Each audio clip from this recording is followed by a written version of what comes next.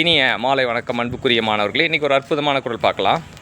தவம் செய்வார் தன் கருமம் செய்வார் மற்றல்லார் அவம் செய்வார் ஆசையுட்பட்டு.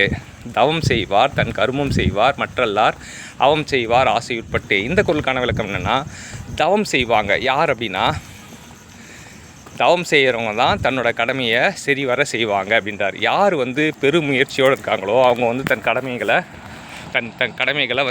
அவங்க சிறப்பாக செய்வாங்க அப்படின்றாங்க. அப்படி இல்லாதவங்க மற்றல்லார் அவம் செய்வார், தப்பான விஷயந்தான் செய்வாங்களாம். ஏன் தப்பான விஷயங்களை செய்வாங்க?